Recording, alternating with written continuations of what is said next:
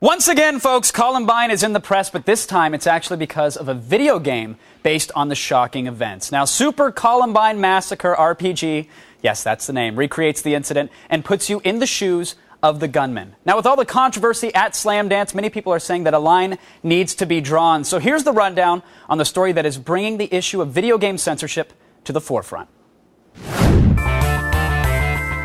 Super Columbine RPG recreates the morning of April 20th, 1999, and asks players to relive that day through the eyes of Eric Harris and Dylan Klebold, the two responsible for the deadliest school shooting in American history. The game was a finalist in the Slamdance Guerrilla Game Maker competition until the festival's president, Peter Baxter, pulled the game from the competition to avoid potential lawsuits. Slamdance says, quote, "There are moral obligations to consider with this particular game and the preservation of the Slamdance organization and its whole community," end quote. Now, almost half the competition's 14 finalists have withdrawn their entries. They call Slamdance's move an insult to their medium. How real is too real? Is Slamdance's position justified? And why are video games held to a higher standard than that of their film counterparts at the same festival? Decide for yourself, folks. It's The Loop.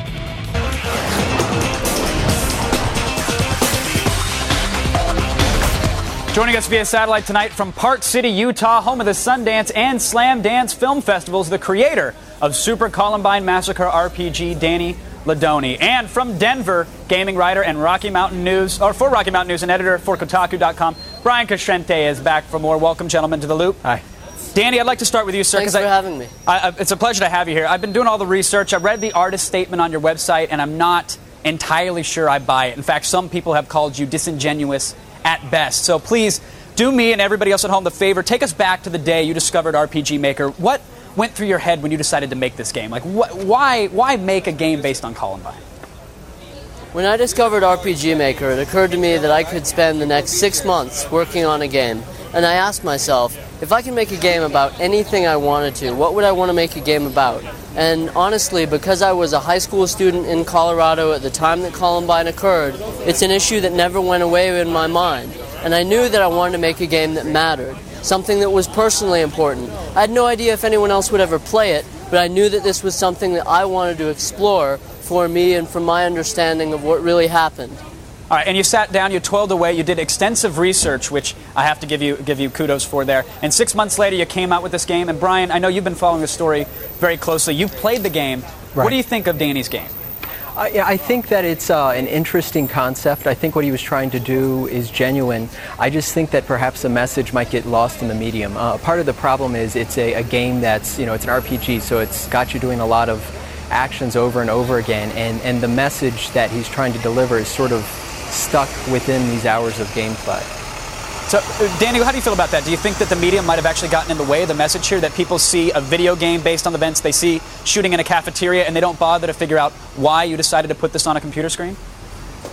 I think the message is absolutely lost in the medium because we understand often that games are children's toys. The average gamer is 33 years old, but most people don't know this. And so the idea that you could take a video game and address a real serious issue in our culture is still a very new one, and one that a lot of people aren't prepared to accept on face value. Sure. And it's one thing to address an issue with the game, but this particular title has raised several issues. And Brian, Slamdance and even Sundance, they have films that tackle sort of equally controversial topics, yet in 13 or 12 years, there's been zero censorship of any of these films, pulling the game out of fear of a lawsuit. I mean, are they justified, Brian? Do you think that was the right move? No, I think it would be justified if they decided to never enter the game. But once the game's entered, and not only entered, but actually becomes a finalist, why wait till just before the final selection to choose a winner to actually say, no, we've now decided the game isn't worthy? The game hasn't changed. What's changed is the controversy, I guess. Danny, were you surprised at all when you found out that your game was pulled? What was your reaction? Well, honestly, while I may have been surprised that the game was pulled, I was more surprised that they asked me to submit it to begin with. Because quite honestly, for them to say, we want your game in the competition, please submit it, was almost a way of really taking on a lot of courage, because this game has a proven paper trail of being very divisive and controversial.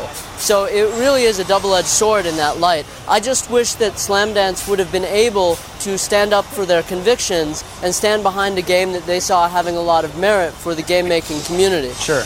And Brian, what do you think? Is this a case of Slamdance not standing up, or do you think they would like to have the game in the finalists? They just really can't afford the lawsuit, and that's why they're backing down?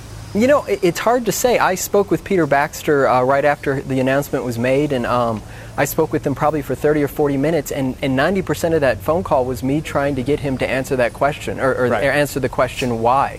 And they're just not answering it? They're Brian, reluctant to answer? I've actually talked to Peter about this in the last couple of days. We've done a lot of talking. Myself, Peter Baxter, Game Festival Director Sam Roberts. And what's clear to me now is that Slamdance simply doesn't have the resources, financially and otherwise, to spearhead this battle that really needs to be waged on the front of games to be able to handle these issues. Sure. And it's unfortunate because Slamdance really sets itself up to be that advocate. But in this case, I think the scale of this confrontation between politics, video games, the legal system is a bit bigger than one festival to accommodate. Right. And, well, festival aside, Danny, there's another issue here, and that's, as video gamers, I'm sure yourself, Brian, myself here, we know that video games perhaps aren't the root of the cause of a lot of violence. There's many other factors and many other issues at play. But I do have to bring up, last year there was a school shooting at Dawson College, and you're very, very well aware of this case because, 19 people were injured, one person was killed, and the shooter said on his own blog, his personal blog, that your game was one of his favorites. And by no means am I implying that you're in any way responsible, but I do have to ask, do you feel that in addition to raising questions about events like Columbine, that you might have maybe glorified them by making a game about it, or perhaps even desensitized the shooter in this case to these type of events? Right. I think if you're looking for a murder simulator, mine is not really the game to pick up for that reason. The game is laced with a lot of literary references. It's a role-playing game where the player encounters a lot of facts about the case. I feel it's very unfortunate that Kim Virgil did what he did in Dawson College, but of course we need to recognize that video games are not the cause of this kind of behavior. In fact, my game was made as a response to the idea that video games should be demonized or vilified as scapegoats for the kinds of things that go on in our culture today. All right, well, I want to thank you, both Danny and Brian, for joining us today. It's a pleasure to have you guys keeping us in the loop. Listen, the controversy over violence in video games has raged since the Pac-Man days, really. But at what point will the same freedom of expression that all other creative mediums share be given to video games? The Columbine game, it may not win any awards at Slamdance, but what it has done is push the envelope further regarding the definition of what a video game is or what it can be. And I applaud Danny for that. Attack of the Show, weeknights at 7, only on G4.